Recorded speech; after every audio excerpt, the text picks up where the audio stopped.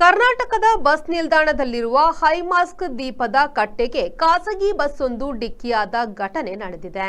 ಬೆಂಗಳೂರಿನಿಂದ ಉಡುಪಿ ಕಡೆಗೆ ಪ್ರಯಾಣಿಸುವ ಖಾಸಗಿ ಬಸ್ ಹೈಮಾಸ್ಕ್ ದೀಪದ ಕಟ್ಟೆಗೆ ಡಿಕ್ಕಿ ಹೊಡೆದಿದೆ. ಹೈಮಾಸ್ಕ್ ದೀಪದ ಕಟ್ಟೆ ಸಂಪೂರ್ಣವಾಗಿ ಹಾನಿಗೊಂಡು ದೀಪದ ಕಂಬ ಬೀಳುವ ಸ್ಥಿತಿಯಲ್ಲಿದೆ. ಕೂಡಲೇ ಸಂಬಂಧಪಟ್ಟ ಇಲಾಖೆಯವರು ಕಂಬ ಬೀಳುವ ಮೊದಲು ಎಚ್ಚೆತ್ತುಕೊಂಡು ಸರಿಪಡಿಸುವಂತೆ ಸಾರ್ವಜನಿಕರು ಆಗ್ರಹಿಸಿದ್ದಾರೆ.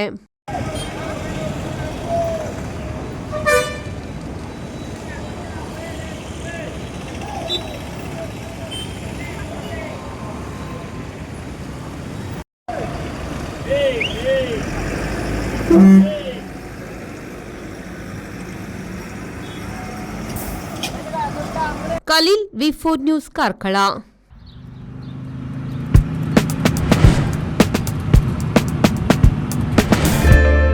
Park with ease at Ajanta Business Center with security access and convenience at your fingertips.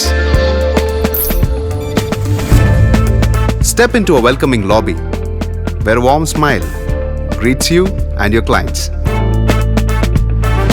With top-tier amenities, Ajanta set the stage for our success, leading us to Ashoka Business Center as a next upgrade.